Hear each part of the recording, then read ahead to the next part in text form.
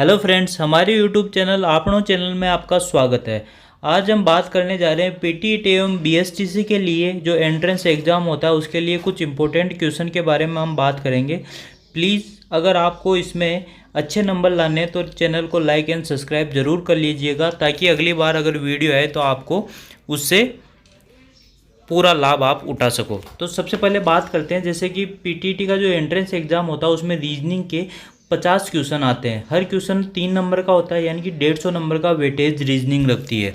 यदि कोई भी बच्चा होगा, चाहे आर्ट्स का भी क्यों ना हो, उसे भी हम 120 प्लस नंबर लाने की गारंटी देते हैं। यदि आप हम जैसे कहेंगे उस तरीके केवल रीजनिंग क्वेश्चन को आप पढ़ लेंगे तो बहुत ही अच्छा आपको प्रॉफिट मिल सकता है यहाँ से। तो प्लीज़ चैनल को लाइक एंड सब्सक्राइब कर लीजिएगा। चलिए अब हम चलते हैं हमारे फर्स्ट क्वेश्चन की तरफ, ठीक है। तो चलिए, ये पहला क्वेश्चन जैसे कि आप यहाँ देख सकते हैं, उचित विकल्प का चयन कीजिए। तो यहाँ पे जो क्वेश्चन मार्क है वहाँ पे क्या आएगा, तो इस तरह आपको क्वेश्चन दिखाई दे रहे हैं जहाँ पे बीच में कोई छूटा हुआ हो या लास्ट में हो तो उसे श्रेणी कहते हैं। तो श्रेणी को सोल्व करने का सबसे अच्छा तरीका है, सबसे पहले आप कुछ जोड़ के देखिए, फिर माइनस, फिर मल्टीप्लाई, फिर भाग। ये आप सबसे पहले सोचने का तरीका है कि कोई भी श्रेणी को सबसे पहले देखने से पहले आप सबसे पहले ये चीज़ करके देखिए। तो सबसे पहले अपन प्लस करके देखते हैं कि 8 में मैं क्या जोड़ूं कि मुझे 12 मिल जाए। तो कितना करूँगा मैं, +4। 12 में मैं क्या जोड़ूं कि मुझे 20 मिल जाए, मैं करूँगा +8। 20 में मैं कितना जोड़ूं कि मुझे 32 मिल जाए, मैं करूँगा +12। यानी कि एक तरह से मैं देखूँ, सॉरी यहाँ पे 12 आएगा, 12। तो ये एक तरह से मैं देखूँ तो मुझे कुछ इस प्रकार की एक प्रोसेस मिलती है। यदि मैं देखूँ यहाँ तो 4, 8, 12, यानी कि 4 का पार्ट बन रहा है, 4 एकम 4, 4 दूनी 8, 4 3 12। तो इस तरह से एक सिस्टम बन जाता है। तो अब हम अगली टर्म को फाइंड कर सकते हैं कि वहाँ पे क्या आएगा।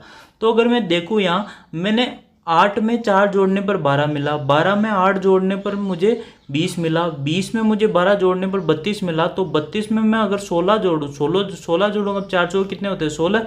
तो यदि मैं 32 में 16 जोड़ूँगा तो मुझे कितना मिलेगा, अगली टर्म आ जाएगी 32 + 16 = कितना हो जाएगा, 48। तो अपना करेक्ट आंसर कितना है, 48। आई होप गाइज आपको समझ आया होगा। यदि 48 अब अगर मैं चेक करना चाहूँ कि क्या ये सही है, तो उसका भी एक तरीका है। अपन ने निकाला था 4 एकम 4, 4 दूना 8, 4 3 12, 4 चौक 16। तो अब मुझे अगली टर्म में क्या जोड़ना चाहिए, 20 जोड़ना चाहिए। तो अगर मैं 48 में 20 जोड़ूंगा तो मुझे 68 मिलना चाहिए, अगली टर्म आ जानी चाहिए अगर वही सीक्वेंस चल रहा तो ठीक है। अब मैं +20 करता हूँ। तो लीजिए अपन जोड़ते हैं, 48 + 20 कितना आ गया, 68। यानी कि अपना 48 जो है आंसर सही है। ओके, तो यदि आपको पसंद आया तो प्लीज़ कमेंट ज़रूर कीजिएगा, और कोई डाउट हो तो प्लीज़ कमेंट कीजिए ज़रूर, ताकि मैं आपको समझाने का प्रयास कर सकूं। चलिए मैं इसको मिटा देता हूं थोड़ा सा, ताकि आप स्क्रीनशॉट ले सको क्वेश्चन का और बाद में उतार सको। स्क्रीनशॉट ले लिया होगा आपने। अब चलिए अपन चलते हैं अगले क्वेश्चन पे। उचित विकल्प का चयन कीजिए। यहाँ भी वही श्रेणी बनी हुई है। अब अपन ने बताया कि था कि कैसे सोचना है, सबसे पहले प्लस, फिर माइनस, फिर मल्टीप्लाई, फिर डिवाइड करना है। तो सबसे पहले जो अपन ने प्लस किया था वो प्लस करके देखते हैं। सबसे पहले 3 में मैं क्या जोड़ूं कि मुझे 5 मिल जाए। ये क्वेश्चन नंबर 2 एक अपन ने कर लिया। अब क्वेश्चन पे चलते हैं। 3 में मैं क्या जोड़ूं कि मुझे 5 मिल जाए। तो कितना जोड़ना है मुझे, +2। सबसे पहले प्लस करके देखते हैं ना, एक तरीका बताया था मैंने आपको, प्लस माइनस मल्टीप्लाई डिवाइड। 3 में मैंने +2 किया, 5 में कितना जोड़ूं कि 6 मिल जाए, 1। 6 में कितना जोड़ूं कि मुझे 15 मिल जाए, कितना जोड़ना पड़ेगा, 9 जोड़ना पड़ेगा। फिर मुझे कुछ घटाना पड़ेगा। तो मैं इसको अगर देखूं तो +2 +1 +9, फिर घटाना पड़ेगा। तो मुझे कुछ सीक्वेंस मिल नहीं रही है। इसी तरह अगर मैं माइनस करूं तो 3 में से 5 निकालूंगा, माइनस का कुछ सिस्टम बैठ नहीं रहा। मल्टीप्लाई 3 को किससे मल्टीप्लाई करूँ कि 5 हो जाए, कुछ पॉइंटों में मल्टीप्लाई करना पड़ेगा। सीरीज आपकी बहुत ईजी आएगी जो सही नंबरों से बनी हुई हो, तो कुछ सिस्टम नहीं बैठ रहा। अगर आपका ये जो अपने सोचने का तरीका है वो यदि काम नहीं करे तो आपको फिर उसके बाद क्या सोचना है कि ये श्रेणी एकांतर क्रम की तो नहीं है। उसके बाद सेकंड तरीका सोचने का एकांतर क्रम की तो नहीं है। एकांतर क्रम क्या शब्द से ही पता चल रहा है कि एक का अंतर, यानी कि एक एक को छोड़ के आपको पहले और तीसरे के बीच रिलेशन देखना, फिर पांचवें में एक एक को छोड़ के आपको रिलेशन देखना पड़ेगा। ओके, तो अपन शुरू करते हैं। सबसे पहले 3 है, 3 के बाद मैं 5 को छोड़ दूंगा, 6 में क्या रिलेशन है +3 करने पे आ रहा है। 6 15 को छोड़ दूंगा, 6 के बाद 9 क्या +3, फिर 9 और 12 में भी +3। इसी तरह सेकंड और फोर्थ का देखूंगा, बीच में एक एक चीज़ आपको छोड़ देनी है। तो 5 और 15 के बीच क्या रिलेशन है, 5 में मैं 10 जोड़ दूंगा तो 15, और 15 में अगर मैं 10 जोड़ दूंगा तो मुझे कितना मिलेगा 25। तो 25 में 10 जोड़ूंगा तो कितना मिलेगा, 25 में अगर मैं 10 जोड़ता हूँ तो मुझे मिलेगा 35, जो कि मेरा डी आंसर है, यानी कि करेक्ट आंसर है डी। आपको समझ आया होगा कौन सा आंसर है करेक्ट, डी। आपका भी यही आंसर था क्या, कमेंट कीजिए प्लीज़। प्लीज़ मैं इसको क्लियर कर देता हूँ ताकि आप स्क्रीनशॉट ले सकें। तो डी क्या है आपका करेक्ट आंसर है। आप स्क्रीनशॉट ले लीजिए ताकि फिर अगले क्वेश्चन पे चल सके।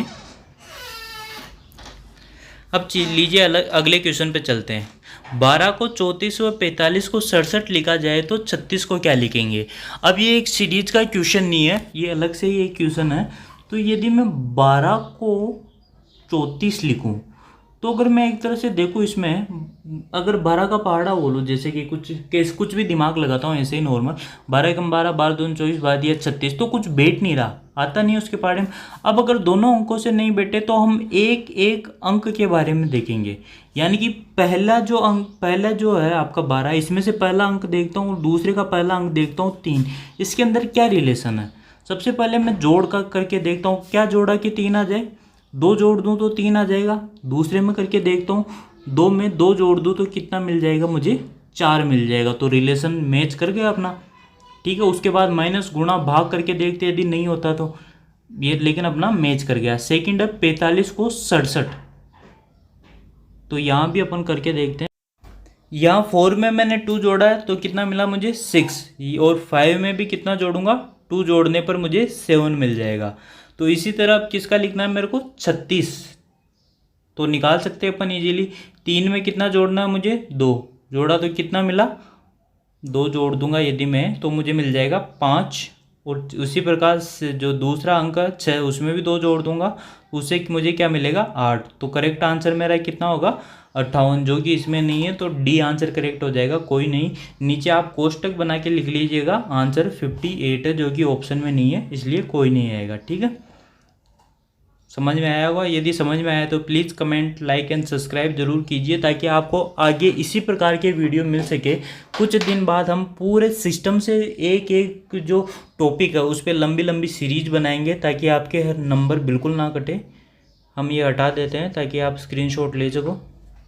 आइए अब हम नेक्स्ट क्वेश्चन पे चलते हैं। देखिए, एक चींटी 3 मीटर चलती है, फिर 4 मीटर ऊंचे एक वृक्ष पर चढ़ती है, अपने मूल स्थान से वह कितनी दूरी पर है।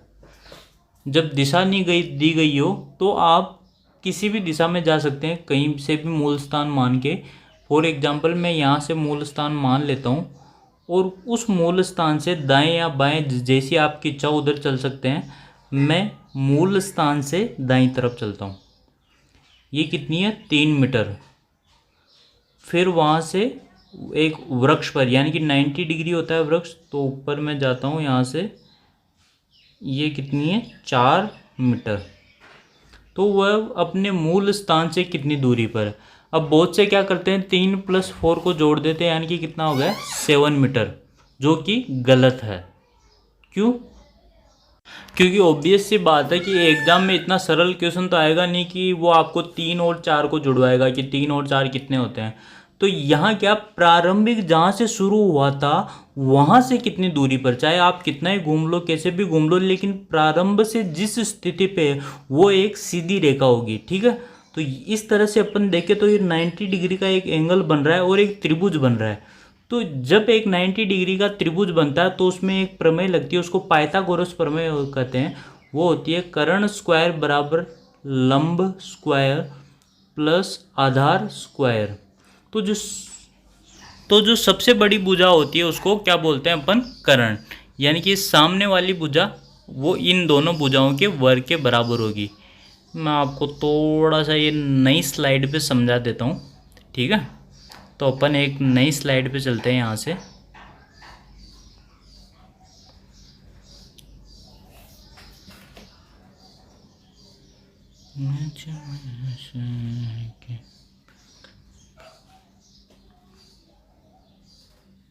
अपन इस नई स्लाइड पे समझने का प्रयास करते हैं। कुछ इस ये कलर चेंज कर लेते हैं अपन थोड़ा सा।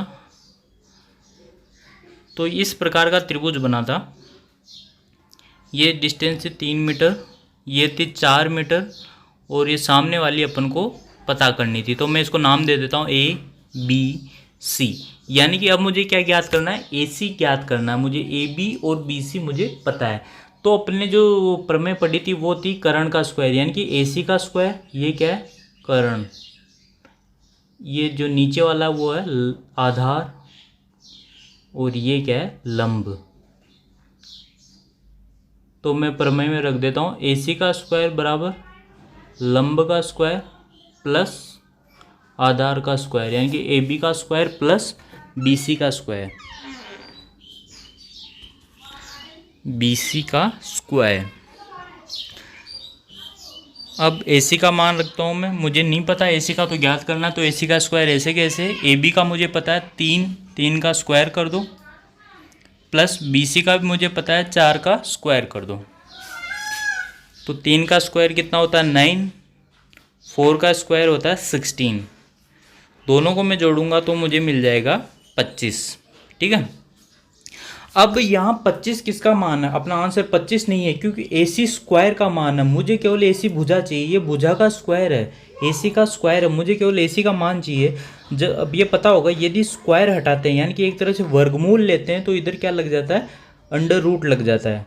तो यदि मैं स्क्वायर को हटाऊंगा यहाँ से तो इधर लग जाएगा अंडर रूट, और अंडर रूट 25 का मान होता है 5, जो कि अपना आंसर है। तो यानी कि वो कितनी दूरी पर चलिए, शुरू अपने मूल बिंदु से 5 मीटर दूरी उसने तय की है। उस स्लाइड पे चलते हैं वापस। तो अपना करेक्ट आंसर हो जाएगा 5 मीटर। ओके, ये 5 meter is the correct answer. मैं इसको हटा देता हूँ आप, ताकि स्क्रीनशॉट ले लीजिएगा, उसके बाद आपको समझ आया होगा। अगर नहीं समझ आया तो एक बार वीडियो वापस ज़रूर देखना। ये मैं हटा देता हूँ, स्क्रीनशॉट ले लीजिए आप।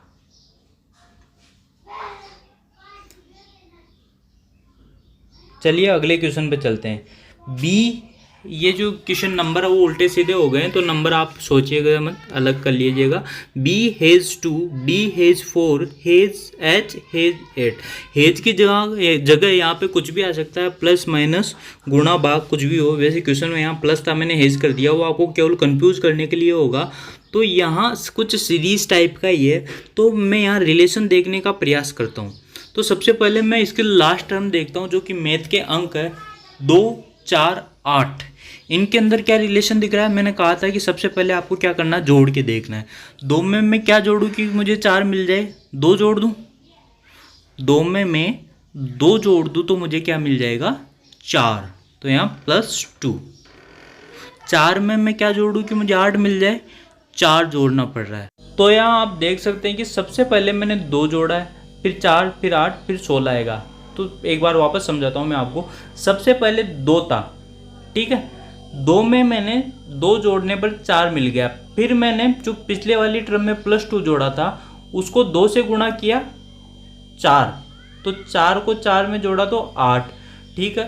अब पिछले मैंने क्या जोड़ा था, +4 जोड़ा था, तो +4 को अगर मैं 2 से मल्टीप्लाई करूंगा तो कितना आएगा 8। अब 8 को 8 में जोड़ूंगा तो कितना आएगा 16। तो पीछे वाली टर्म कितनी आ जाएगी 16। अब हम आगे वाली टर्म की बात करते हैं। यदि आगे वाली टर्म को ध्यान से देखें तो सबसे पहले कितना है b, उसके बाद d, फिर h। तो b के अपन देखें c d, 2 टर्म बाद है। d के बाद देखिए e f g h, 4 term वाली बात आ रही है। इसको मैं हटा देता हूँ वापस, पहले वाली टर्म देखते हैं अपन। ठीक है, तो b के साथ है 2, तो उसके अगली वाली टर्म है जो इंग्लिश की वो भी 2 अक्षर बाद वाली आ रही है। डी के साथ है 4, तो उसके जो बाद वाली टर्म है वो भी कितनी आ रही है 4। मैं कलर चेंज कर लेता हूँ यहाँ से। और एच के बाद वाली 8 है, तो एच के बाद 8 देखते हैं अपन, I J K L M N O P, 8 हो गई। तो यहाँ पे क्या आएगा पी आएगा। तो पी हेज 16 क्या हो जाएगा आपका आंसर हो जाएगा। तो गाइज आपको अच्छा लगा होगा, समझ में आया होगा।